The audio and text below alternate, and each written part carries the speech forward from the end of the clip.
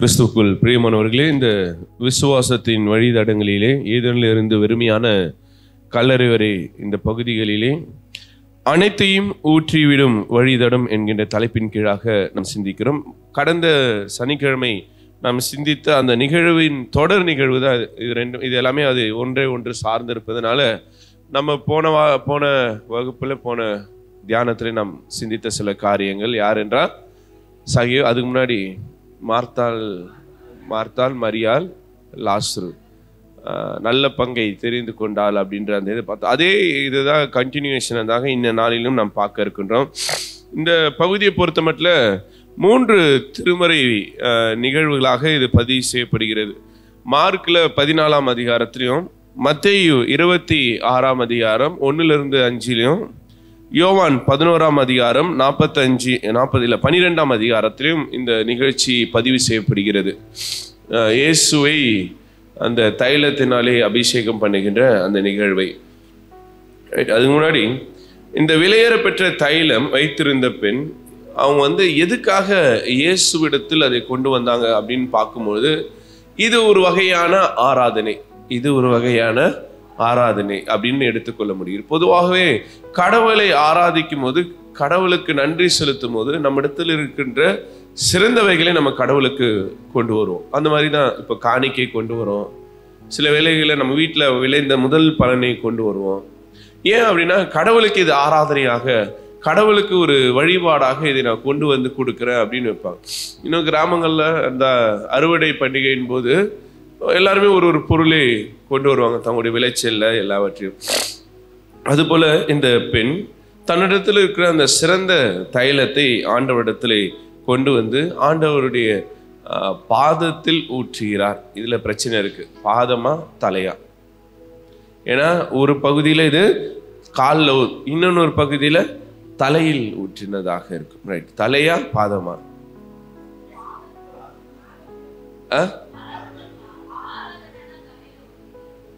ஆனா இதுல இப்ப நீங்க எடுத்து பாருங்க, நான் சொன்ன பகுதிகளில் மத்தேயுல எடுத்து பாருங்க.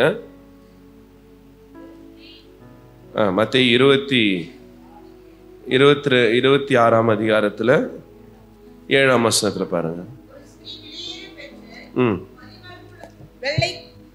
ஒரு ஸ்திரீ வெளியேறி பெற்ற பரிமள தைலம் உள்ள வெள்ளைக்கல் பரணியை கொண்டு வந்து அவர் போஜன பந்தியில் இருக்கும் பொழுது அந்த தைலத்தை அவர் சிரசின் மேல் ஊற்றினாள். ரைட், எங்க ஊற்றினாள்? சிரசுனா தலை. சொல்லுங்க, அவ காலில் ஊத்தினால இல்ல. இப்போ இங்க தலைன்னு வாசிக்கிறோம். மார்க்ல என்னன்னு வாசிச்சோம்? மார்க்லயே சிரசு தான் இருக்கு. ரைட், இப்ப யோவானுக்கு வாங்க, 12ஆம் அதிகாரத்துல.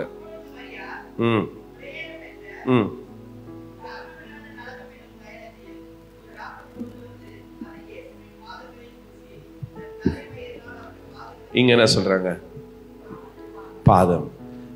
பாதத்துல பூசி. இங்க எக்ஸ்ட்ரா குறிப்பு என்னன்னா, தன்னுடைய தலை மயிரினா இந்த முடியினால் என்ன பண்றாங்க அந்த அம்மா, அதை அவருடைய பாதத்திலே துடைக்கிறதாக நாம் பார்க்கின்றோம். இப்போ இங்க 3 நிகழ்வுகள் பதிவு செய்யப்படுகிறது. 3க்கும் நிறைய டிஃப்ரென்சஸ் இருக்கு. சரி, முதல்ல நம்ம புரிஞ்சிக்க வேண்டிய விஷயம், இது ஒரு ஆராதனை. இயேசு என்ன சொல்றாரு ஒரு இடத்துல, என்னுடைய மரணத்தை நினைவு கூறும்படியாக என் உடல் முழுவதும் இவள் இந்த தைலத்தை பூசிக்கிறார். நம்ம கூட ஒருத்தவங்க இறந்துட்டாங்கன்னு என்ன பண்ணுவாங்க, அவங்க உடல் முழுவதும் வாசனை திரவத்தை என்ன பண்ணுவாங்க, ஊற்றுவாங்க. சில பேர் அந்த பாக்ஸ் எல்லாம் எடுக்கும் போது ஒவ்வொரு தரையும் இது பண்ணுவாங்க, என்னன்னா வரக்கூடாது, அந்த நாற்றம் வெளியே வரக்கூடாது என்பதற்காக.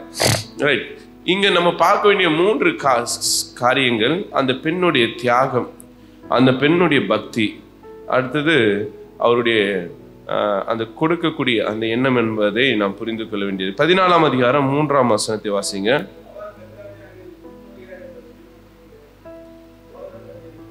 ரைட், முதல் குறிப்பு, இந்த நிகழ்ச்சி எங்கே நடைபெறுகிறது? எந்த ஊர்ல? பெத்தானியாவில் நடைபெறுகிறது. பெத்தானியா அப்படின்னும் போது நம்ம முந்தா நேற்று பார்த்தோம், பெத்தானியாவுக்கும் இயேசுவுக்கும் நெருங்கிய சம்பந்தம் உண்டு. எப்பெல்லாம் இயேசுசாமி எருசலேம் போகணும்னு ஆசைப்படுறாரோ அப்போ கண்டிப்பாக எங்கே வந்துடுவார்? பெத்தானியால தான் வருவாரு. பெத்தானியா பொறுத்தமட்டில் பெத் அனயா அப்படின்னு சொன்னா. பெத்தானியானா அந்த இது அத்தி பழத்தின் நகரம், வீடு, அத்தி பழத்தின் வீடு அப்படின்ற. இப்போ மார்க் இது யோவான் 11:1 வாசிக்கும் போது நம்ம தெரிஞ்சுக்கிறோம் யார் அங்க இருக்கிறா. மார்த்தாள், மரியாள், லாசரு அங்கே இருக்கிறதாக நாம் பார்க்கிறோம். அடுத்ததாக லூக்கால வரும்போது 24ஆம் அதிகாரம் 50ஆம் வசனத்தை வாசிங்களேன். லூக்கா 24:50. பின்பு அவர் பெத்தானியா வரைக்கும் அவர்களை அழைத்து கொண்டு போய் தம்முடைய கைகளை உயர்த்தி அவர்களை ஆசீர்வதித்தார்.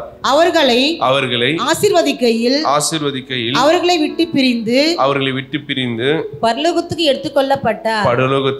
எடுத்துக்கொள்ளப்பட்டார். இயேசு பிறந்தது பெத்தானியா, இயேசு விண்ணகம் சென்றது, பரமேறினது பெத்தானியா. அப்போ பெத்தானியா என்பது அவருடைய வாழ்க்கையில் மிக நெருக்கமான ஒரு இடமாக நம்ம புரிஞ்சுக்கிறோம். ஏன்னா அதனால்தான் அவர் எருசலேம் தேவாலயத்திலிருந்து கூட என்ன பண்ணியிருக்கலாம், பரமேறி போயிருக்கலாம், இல்லை பெத்லஹேம் போய் அங்கிருந்து போயிருக்கலாம், இல்லை கலிலேயாவு தானே அவர் ஊழியம் பண்ண இடம், கலிலேயா மக்களுக்காக தானே அவர் நிறைய காரியங்களை செய்தாரு, கலிலேயாவுக்கு போயிருக்கலாம், இல்லை நாசரேத்துக்கு போயிருக்கலாம்.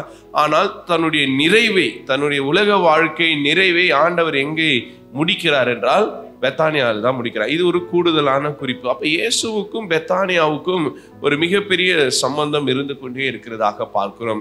இப்ப இந்த பெத்தானியாவில் பார்க்கும்போது அவருக்கு நிறைய நண்பர்கள் அங்க இருக்கிறாங்க. குஷ்டரோகியான யார் வீடு, சீமோன் வீடு இருக்காங்க, ரைட்டா? இப்போ இந்த 3 இன்சிடென்ட்ஸ்ல ஒரு இன்சிடென்ட்ல ஆண்டவர் சொல்லுவாரு, சீமோனே நான் உன் வீட்டுக்கு வந்தேன், நீ என்ன பண்ணல, கால்களே கழுவல. அது எதுல வருது பாருங்க, மார்க்ல வரல, 16:3 வாசிங்க. அவர் பெத்தானியாவில் குஷ்டரோகியா இருந்த சீமோன் வீட்டிலே போஜன பந்தி இருக்கையில் ஒரு ஸ்திரீ வெளியேற பெற்ற நலத்தம் என் உத்தம தைலம் உள்ள வெள்ளைக்கல் பரணியை கொண்டு வந்து அதை உடைத்து அந்த தைலத்தை அவர் சிரசின் மேல் ஊற்றினாள். இல்ல நான் என்ன சொல்றேன்னா, அவர் சீமோன் கிட்ட கேட்பாரு, என்னன்னு, நான் உன் வீட்டுக்கு வந்தேன், நீ எனக்கு தண்ணி கூட கொடுக்கல, இவர் தன் கண்ணீரால என்னை துடைத்தாள் அப்படின்னு. அது யோவான்ல வருதா பாருங்க, லூக்கால 7:42. ஒருவேளை அங்கதான் அந்த இருக்கும்னு நினைக்கிறேன்.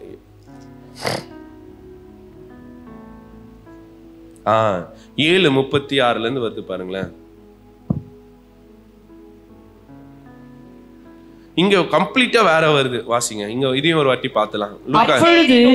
அந்த ஊரில் இருந்த பாவியாகிய ஒரு ஸ்திரீ, இங்கதான் அந்த குறிப்பு வருது, வேற எங்கேயுமே அது இல்ல. என்ன குறிப்பு இல்ல, பாவியான ஒரு ஸ்திரீ, ரைட். அடுத்தது, அவர் பரிசேயின் வீட்டிலே பந்தி இருக்கிறதை அறிந்து ஒரு பரணியில் பரிமள தைலம் கொண்டு வந்து அவருடைய பாதங்களின் அருகே பின்னாக நின்று அழுது கொண்டு.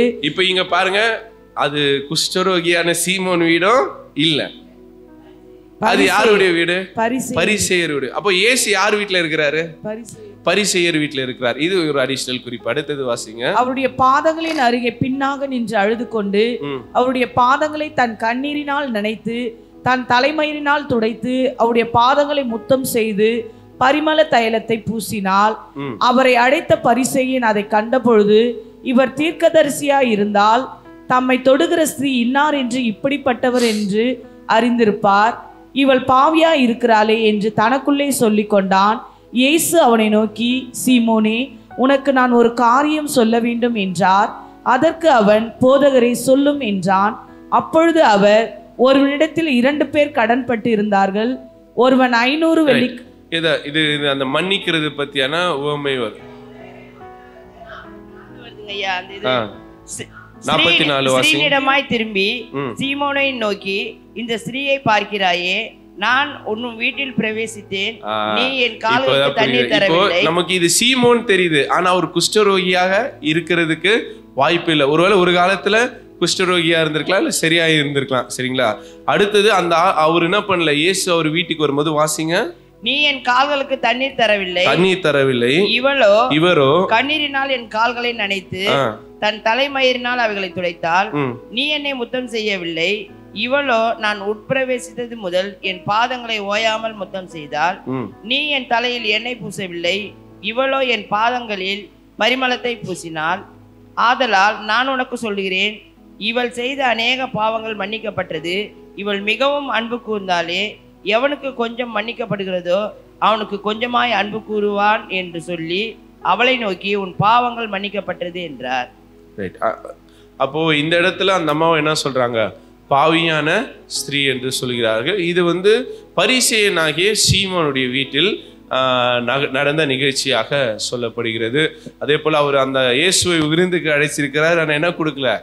கால்களை கழுவுவதற்கு. விருந்துக்கு போனால் முதல்ல என்ன பண்ணோம்? கால்களை கழுவணும். யூதர்களுடைய பாரம்பரியம். அதனால தான் அந்த கானாவூர் கல்யாணத்தில் அந்த கச்சாதியோ இல்லை இயேசு பந்தியில் இருக்கும்பொழுது என்ன பண்ணுறாரு? சீடருடைய கால்களை கழுவுறார். ஏன்னா பந்தியில் உட்காரதுக்கு முன்னாடி என்ன பண்ணிடணும்? கம்பல்சரியா காலை கழுவி சாப்பிடணும் என்பது யூதர்களுடைய பாரம்பரியம். அங்க காலை கழுவுறதுக்கு அடிமை இல்லாததுனால இயேசு தானே என்ன பண்றாரு? அடிமையாக. இங்க சீமோன் வீட்டுக்கு பரிசேயனுடைய வீட்டுக்கு வரும்போது அவன் கால்களுக்கு தண்ணீர் கொடுக்கல, கழுவுவதுக்கு ஏற்பாடு செய்யறதை இயேசு இங்க சொல்கிறதாக நாம் பார்க்கிறோம். ஸோ இதுவும் ஒரு கூடுதல் குறிப்பாக நாம் உணர்ந்து கொள்ளுகின்றோம். இப்போ அடுத்ததாக நம்ம இந்த இதுக்குள்ள போகும்போது அவருடைய அந்த தியாகம் ரொம்ப முக்கியமான ஒன்றாக நாம் புரிந்து கொள்கிறோம். மார்க்ல வாசிக்கும் போது அவங்க கிட்ட இருந்த அந்த சிறப்பான அந்த தைலம், அது ஒரு பெரிய பணம், நிறைய பணம் மதிப்புடைய அந்த தைலத்தை கடவுளுக்கென்று கொண்டு வருகிறார். பொதுவாகவே பார்த்தீங்கன்னா நாம் கடவுளுக்கென்று கொடுக்கும்போது சிறந்தவைகளை கொடுக்கணும், நல்லவைகளே கொடுக்கணும். நம்ம கிட்ட இருக்கிற மிக சிறப்பானவைகளை கொடுக்க வேண்டிய, அது எதுனாலும் சரி, எதுவாக இருந்தாலும், அது ஒரு பொருளாக இருக்கலாம், பணமாக இருக்கலாம், இல்லை நம்முடைய நேரமாக இருக்கலாம். எனக்கு போர் அடிக்குது, சரி கொஞ்ச நேரம் ஜெபம் பண்ணலாம், போர் அடிக்குது கொஞ்ச நேரம் பைபிள், அப்படி இருக்கக்கூடாது. என்னுடைய மிக முக்கியமான நேரமாக அது இருக்கணும், ஆராதனை இருக்கணும், முக்கியமான காரியமாக கடவுளை தொழுது கொள்ளுதல் இருக்கணும். அப்போ இந்த பெண் தன்னிடத்தில் இருக்கக்கூடிய மிக சிறப்பான அந்த தைலத்தை ஆண்டவரிடத்தில் கொண்டு வந்து அதை தன்னுடையத்தை ஆண்டவருக்கு என்று என்ன பண்றாங்க? தியாகம் பண்றாங்க. சில வேளையில கூட ஊழியத்துக்கு கொடுக்கும்போது ஏதாவது சரியில்லாத பிள்ளை, படிக்காத பிள்ளை, ஒரு மாதிரி மக்கா இருக்கு, அதை ஊழியத்துக்கு கொடுப்பாங்க. அப்படி பண்ணக்கூடாது. அதுல எது சிறப்பான பிள்ளையோ அதை என்ன பண்ணணும்? ஊழியத்துக்கு கொடுக்கணும். அந்த மாதிரி தான் இந்த இடத்தில் தன்னுடையத்தில் மிக சிறப்பான ஒன்றாக இருக்கக்கூடிய அந்த தைலத்தை ஆண்டவர் இயேசுவுக்கென்று இந்த பெண் தியாகம் செய்கிறதாக நாம் பார்க்கிறோம். அப்போ நீங்க உண்மையான வழிபாடு, உண்மையான ஆராதனை என்பது எதை அடிப்படையாக வைப்பது என்றால் தியாகத்தை அடிப்படையாக, சாக்ரிஃபைஸ் தான் ரொம்ப முக்கியமானது. அப்போ இங்க ஒரு ஆராதனை நடக்குது, ஒரு பலிப்பீடம் இருக்கிறது. அந்த பலிப்பீடத்தில் நம்ம என்ன பண்ணணும்? பலியை செலுத்தணும், ஒரு உயிரை தியாகம் பண்ணணும். அப்ப அந்த உயிர் என்னவா இருக்கணும்னா சிறந்தவற்றாக இருக்கணும். அப்ப ஆண்டவர் இயேசு அந்த வழிபாட்டுடைய முறைமையை மாற்றின பிறகு நாம் செலுத்தக்கூடிய மிக முக்கியமான தியாகம் அப்படின்னா நம்மையே கொடுக்கறதுதான். அப்ப ஆராதனையில் நாம் எதை கொடுக்கணும்னா நம்மை முழுசா கடவுளுக்கென்று கொடுப்பதுதான் மிக சிறந்த ஆராதனையாக பார்க்கப்படுகிறது. அப்ப முதல் விஷயம், கடவுளுடைய அடிச்சுவடுகளில் நாம் தியாகங்களை செய்ய வேண்டியதா இருக்கு. கடவுளை நான் ஆராதிக்கணும்னு என்ன பண்ணோம்? தியாகம் பண்ண வேண்டியதாக இருக்கிறது. அடுத்தது, அந்த அம்மா யார் என்ன நினைப்பாங்கன்றத பத்தி கவலையே பண்ணல. அவங்க என்ன சொல்லுவாங்க, என்ன யோசிப்பாங்க.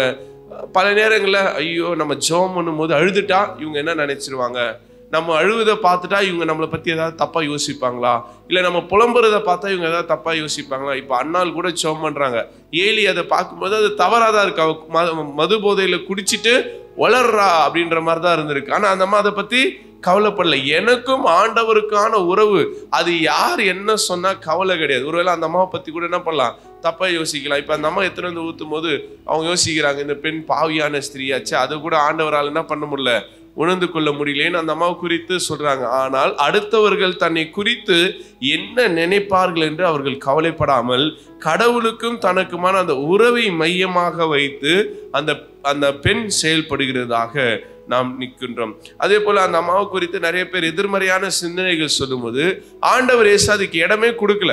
அந்த பெண்ணை என்ன பண்ணுங்க, தயவு செய்து விட்டு விடுங்க, அந்த பெண்ணை தொந்தரவு செய்யாதீங்க. அந்த அம்மா என்னை ஆராதிப்பதற்காக, என்னை தொழுது கொள்வதற்காக, என்னை வழிபடுவதற்காக வந்திருக்கிறார், தயவுசெய்து அந்த பெண்ணை என்ன பண்ணாதீங்க, தொந்தரவு செய்யாதீர்கள் என்று அந்த அம்மாவுடைய அந்த தைரியத்தை ஆண்டவர் அடையாளப்படுத்துகிறதாக நாம் பார்க்கிறோம். பல நேரங்களில் கடவுளை ஆராதிக்கும் போது நமக்கு ஒரு தைரியம் தேவைப்படுகிறது. மற்றவர்களை குறித்து நம்ம எதுக்குமே என்ன பண்ணக்கூடாது, கவலைப்படாதபடிக்கு ஆண்டவரை உண்மையாய் ஆராதிப்பதற்கு நம்மை விட்டு கொடுக்க வேண்டியதாக இருக்கிறது. கிறிஸ்துவுக்குள் பிரியமானவர்களே, இந்த பகுதியை குறித்து நிறைய சிந்தனைகள் நமக்கு இருக்கிறது. 2 இடத்துல அந்த அம்மாவுக்கு பேர் இல்லை, ஆனா ஒரே ஒரு இடத்துல தான் அந்த அம்மாவுக்கு பேர் கொடுக்குறாங்க. அது என்னன்னு பாத்தீங்கன்னா யோவான்ல தான் சொல்றாங்க. யோவான்ல நீங்க வாசித்தீங்கன்னா 12ஆம் அதிகாரத்துல வாசிங்க. மரியாள், அப்பொழுது மரியாள் விலையேற பெற்ற கலங்கமில்லாத நலதம் என்னும் தைலத்தில் ஒரு ராத்தல் கொண்டு வந்து அதை இயேசுவின் பாதங்களில் பூசி தன் தலைமயிரால் அவருடைய பாதங்களை துடைத்தால். இங்க பார்க்கும்போது அந்த தைலத்தை எடுத்து இயேசுடைய பாதத்துல ஊற்றி ஒரு பெண்ணுக்கு மிக சிறப்பான ஒரு மகிமை அப்படின்னு பாத்தீங்கன்னா அந்த தலைமுடி தான். இன்னைக்கும் இஸ்லாம்ல பாத்தீங்கன்னா பெண்கள் வந்து தங்களுடைய தலைமுடியை வெளியே காட்ட மாட்டாங்க. யூதர்களும் அந்த மாதிரி தான். பெண்ணுக்குரிய அந்த மகிமை அப்படின்றது அந்த முடியில தான் இருக்கு. அதே போல அந்த முடியை எடுத்து தன்னுடைய மகிமையை ஆண்டவருடைய பாதத்திலே விட்டு கொடுக்கிற அளவுக்கு அந்த அம்மா தன்னை தாழ்த்துகிறதாக நாம் பார்க்கின்றோம். அதுக்கு அடுத்து 4ஆம் வசனத்தை வாசிங்க.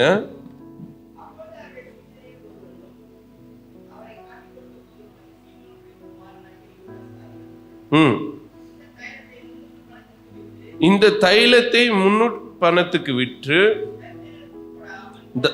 தரித்திரத்துக்கு கொடாமல் போனது என்ன? இங்க முதல் குறிப்பு நான் என்ன சொல்ல வரேன்னு பாத்தீங்கன்னா, இயேசு மெஸ்ஸியா என்பதை இந்த அம்மா அபிஷேகம் பண்றாங்க. இயேசு மெஸ்ஸியா என்பதை இந்த அம்மா அபிஷேகம் பண்றாங்க. மெஸ்ஸியா அப்படின்னும் போது யூதர்களின் மீட்பர், இல்ல வந்து தம் மக்களின் மீட்பர் அப்படின்றது. அப்போ ஒரு மீட்பர் அப்படின் போது, ஒரு ரட்சகர் அப்படின் போது அவர் பொதுவா யாரா இருக்கணும்? ராஜாவா இருக்கணும். இப்ப ராஜாவுக்கு என்ன பண்ணுவாங்க?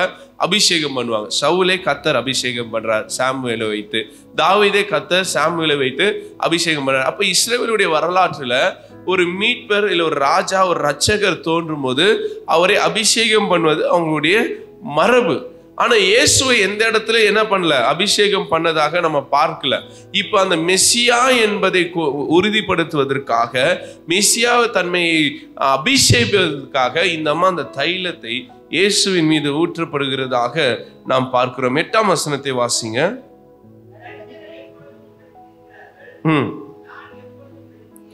ரைட். இங்க ஆண்டவர் சொல்ற இன்னொரு மறுமொழி, தரித்திரர்கள் எப்பொழுதும், இன்னும் திருவிழியத்தில் சொல்றார்கள், ஏழைகள் எப்பொழுதும் உங்களிடத்தில் இருக்கிறார்கள், நான் உங்களிடத்தில் இருக்க போவதில்லை என்பதையும் சொல்றார். இங்க வந்து இன்னொன்னு ஒரு குறிப்பு நமக்கு கொடுக்கிறார்.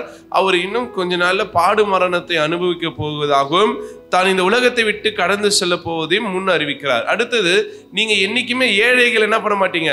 மாற்ற மாட்டீங்க. ஏழைகளை இப்போ இந்த உலகத்துல எல்லா நாட்டிலையும் பணம் இருக்கு. அந்த பணத்தை சமமா பிரிச்சு கொடுத்துட்டான்னு வச்சுங்களேன், ஏழைகளே இருக்க மாட்டாங்க. ஆனா என்ன பண்ண மாட்டாங்க? கொடுக்க மாட்டாங்க. ஏன்னா அவனுக்கு கண்டிப்பா யார் தேவை? ஏழைகள் இருக்கணும். ஏழைகள் இருந்தாதான் அவனுடைய பிசினஸ் இருக்கும். ஏழைகள் இருந்தாதான் அவனுடைய அரசியல் இருக்கும். அப்போ அரசுகளும் இங்க இருக்கிற அதிகாரங்களும் இந்த பணக்காரன் ஏழை என்கின்ற வர்க்கத்தை கண்டிப்பா என்ன பண்ணி ஆகணும்? நிலநாட்டி ஆகணும். அதுதான் அவங்களுடைய மிக முக்கியமான நோக்கமா இருக்கிறது. அதுதான் ஆண்டவர் சொல்றாரு, ஏழைகள் உங்களுக்குள் எப்போதும் இருக்கிறாங்க, ஆனா நான் உங்களிடத்தில் இருக்க போவது இல்லை என்பதை அவர் முன் அறிவிக்கிறதாக நாம் பார்க்கின்றோம். 6ஆம் வசனத்தை வாசிங்களேன் மறுபடியும்.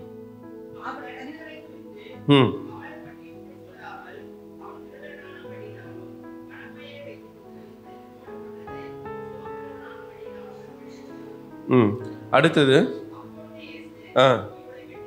இவளை விட்டுவிடு,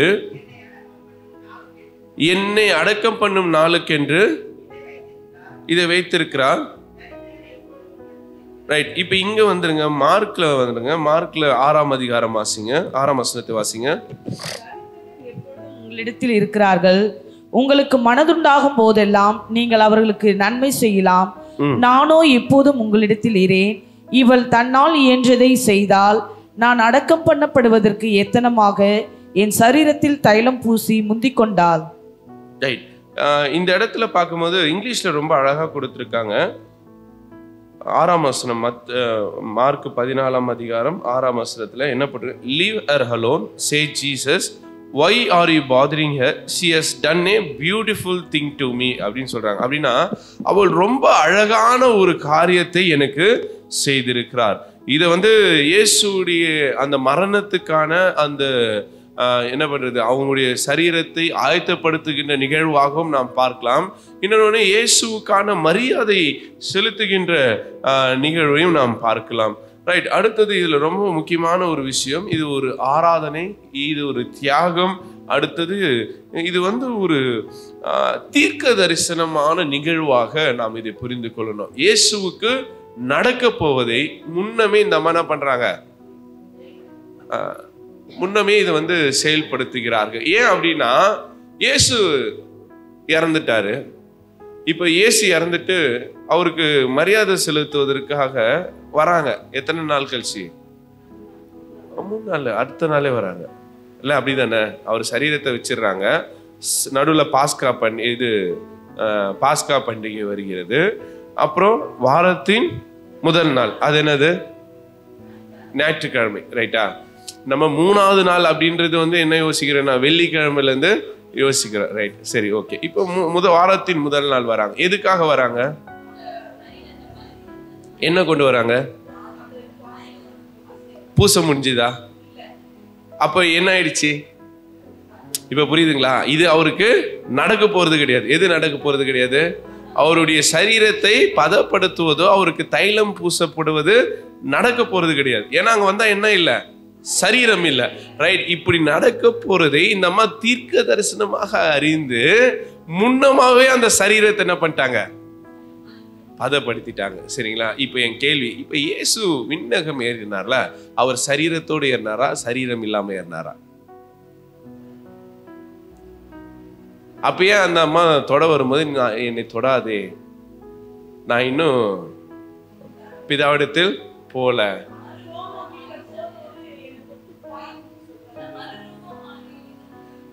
இப்போ அவர் பார்க்கும்போது அவங்களால உணர்ந்து கொள்ள முடியல. அந்த சரீரம் டிரான்ஸ்ஃபார்ம் ஆயிடுச்சு. அதுதான் மேட்டர்.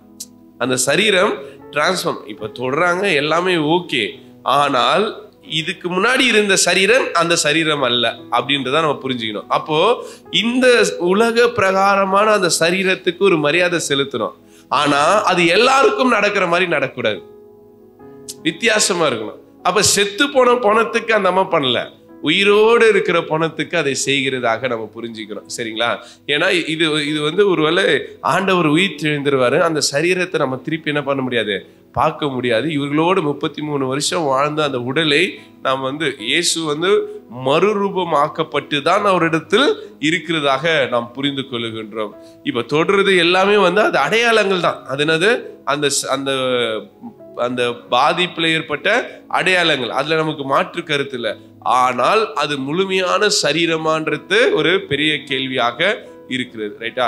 இப்ப ஒருவேளை இந்த நிகழ்ச்சி நடக்க போவதில்லை. எந்த நிகழ்ச்சி நடக்க போவதில்லை?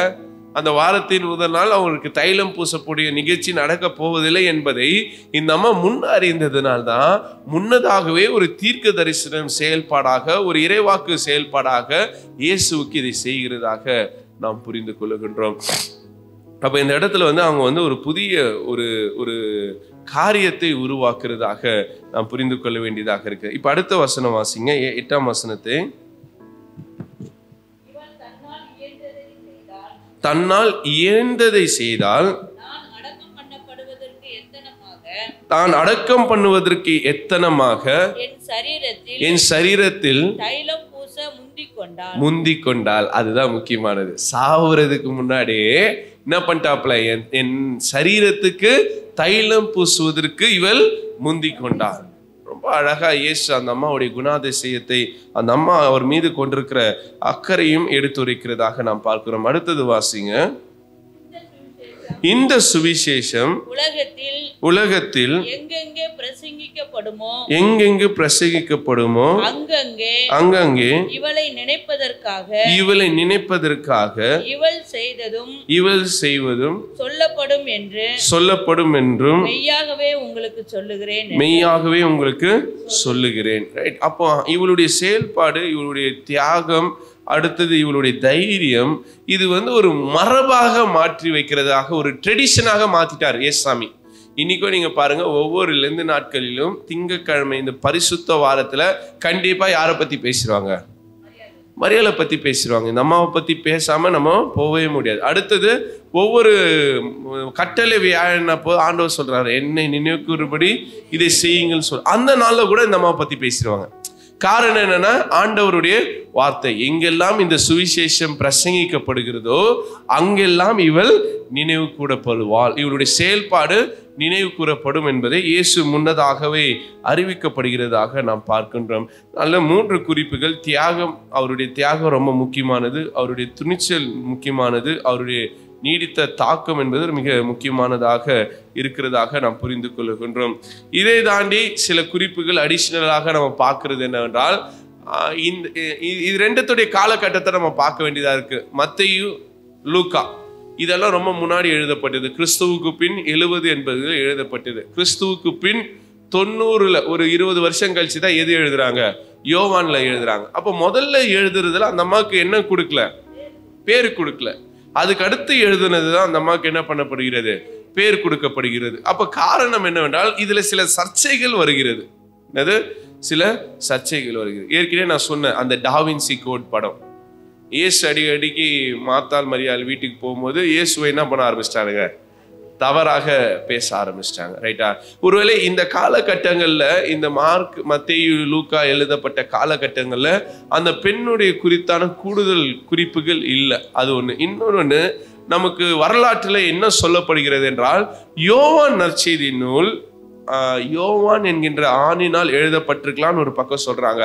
இன்னொரு பக்கம் அது யோவானால் ஜொஹானான்றாங்க பாருங்க, யோவானால் எழுதப்பட்டிருக்கலாம். அது ஒரு பெண்ணால் எழுதப்பட்டிருக்கலாம்னாலதான் அந்த பெண்களை குறித்தான அதிக முக்கியத்துவம் எதுல கொடுக்கப்பட்டிருக்கோம்?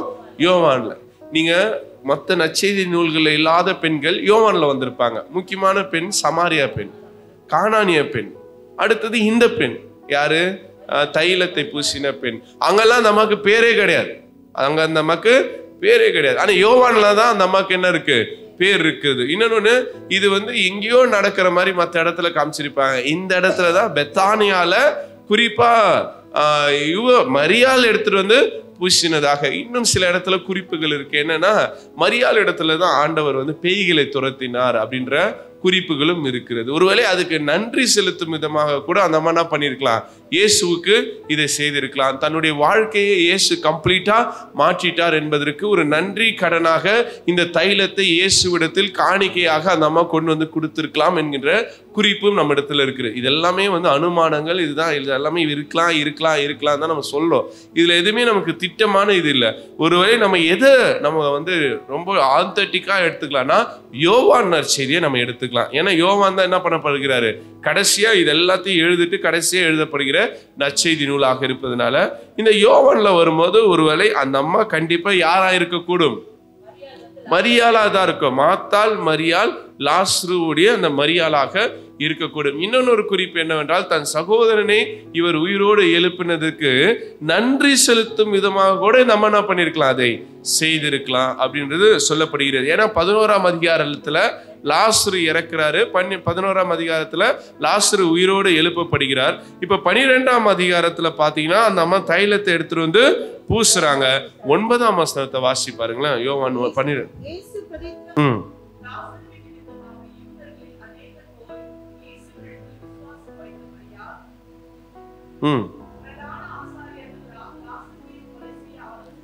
ரைட். இப்ப புரியுதுங்களா? இந்த திட்டம் ஒன்னு கனெக்டடா இருக்கு. இயேசு 11ஆம் அதிகாரத்துல லாசரு இறந்து போறாரு, சொத்து போது இயேசு உயிர்த்தெழ செய்கிறாரு. அடுத்தது 12ஆம் அதிகாரத்துல இயேசு பெத்தானியால இருக்கும்போது 6 நாளைக்கு முன்னாடி, பாஸ்காவுக்கு 6 நாளைக்கு முன்னாடி, நீங்க முதல் வசனத்தை வாசிங்க. 12ஆம் அதிகாரம் முதல் வசனம்.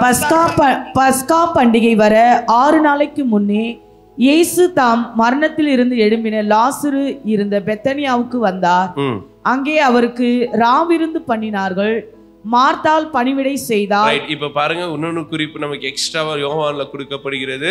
இந்த இடத்துல பந்தி விசாரணை, பந்தி பரிமாறுகிறது மார்த்தா தான். அன்னைக்கு நம்ம பார்த்தல, மார்த்தா உலகத்தின் காரியங்களில் ஈடுபடுகிறார் அப்படின் போது இங்கேயும் இயேசுவுக்கு உணவு பரிமாறுகிறது மார்த்தா தான். அப்போ இன்னும் குறிப்பு, இங்க எங்கேயுமே மார்த்தா வரல. எங்க மற்ற ரெண்டுத்துல மார்த்தா வரல. மத்தேயுலயும் சரி லூக்காலையும் சரி மார்த்தா வரல. இங்க மார்த்தாவும் இருக்கிறாங்க. அப்ப கண்டிப்பா அது யாராதான் இருக்கணும்?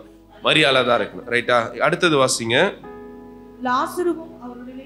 ரைட். இப்போ நமக்கு இன்னொரு கூடுதல் குறிப்பு. இயேசு அந்த அம்மா தைலத்தை எடுத்து இயேசுவுக்கு பூசும் போது அந்த இடத்துல கூடுதலா யார் இருக்கிறாரு? லாசரும் இருக்கிறார். இப்போ இங்க என்ன சொல்றாங்க அப்படின்னா, இது இந்த 2 நிகழ்வுகளாக நடந்திருக்கலாம்னு சொல்றாங்க. 2 நிகழ்வுகளாகவும் நடந்திருக்கலாம் சொல்றாங்க. ஏன்னா அது 2மே பார்த்தீங்கன்னா காலில் பூசப்படுகிறதா, இது சிரசில் பூசப்படுகிறதாக இருக்கிறது. இந்த ஒரு இடத்துல தான் காலில் பூசப்படுகிறதாக இருக்கிறது. இப்போ நான் இது 2த்தையும் நான் பிரிச்சு காட்டுறேன். எது மத்தேயும் லூக்காவையும் நம்ம பிரிச்சிடலாம், யோவான்லாம் பிரிச்சிடலாம். அது 2மே குஷ்டரோகியான சீமோனுடைய வீட்டில் நடக்கிற நிகழ்வா இருக்கிறது. இது லாசரு வீட்டில் நடக்கிறதாக. நாங்கள் ஆரம்பத்துலேருந்து ஒன்று சொல்லிட்டு இப்போ திருப்பம் வேற மாதிரி பிரித்து சொல்றீங்கன்னா, ஏன்னா இது இப்படிதான் நம்ம யோசிக்க முடியுது. அப்போதான் இதுக்குள்ள இருக்கிற சில உண்மைகளை நம்ம புரிஞ்சுக்க முடிகிறது. இப்போ இது யாருடைய வீடா இருக்கலாம்? மாத்தாள் மரியாள் லாசருடைய வீடாக இருக்கலாம். இப்போ 3ஆம் வசனத்தை வாசிங்க.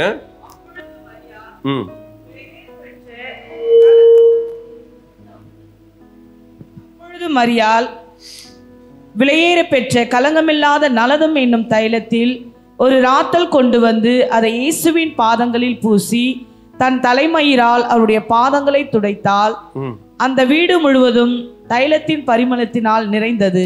ரைட். அப்போ இது இவர்களுடைய வீடாக இருக்கக்கூடும் அப்படின்றதும் சொல்லப்படுகிறது. ரைட். என்ன இருந்தாலும் சரி, அந்த பெண் வேறையாக இருக்கலாம், இல்லை இந்த பெண் மரியாளா கூட இருக்கலாம்.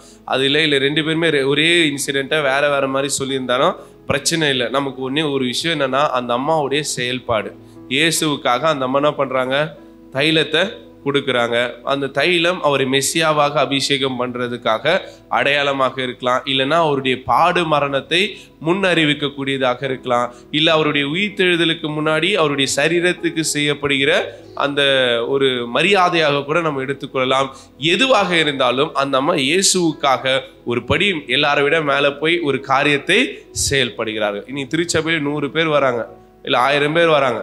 இந்த 1000 பேர் கடவுளை வழிபடுவதை காட்டிலும் கடவுளுக்கு நான் செய்யற வழிபாடு ஒரு ஸ்டெப் மேல இருக்கணும். யாரை போல இருக்கணும்? மரியாளை போல இருக்கணும். என்னுடைய ஆராதனை எல்லாரை விட சிறப்பாக இருக்கணும் அப்படின்ற ஒரு எண்ணம் நம் எல்லோருக்கும் தேவைப்படுகிறது. அப்போ அந்த அம்மா எல்லாவற்றையும் இயேசுவுக்கென்று ஊற்றி விட்டாள். அப்படின்னும் போது நாமும் இயேசுவை ஆராதிக்கும் போது, இயேசுவை தொழுது கொள்ளும் போது நம்மிடத்தில் இருக்கின்ற எல்லாவற்றையும் அவரிடத்தில் நாம் ஊற்ற வேண்டியதாக இருக்கிறது. ரைட். இந்த இடத்தில் நான் நிறைவு செய்கிறேன்.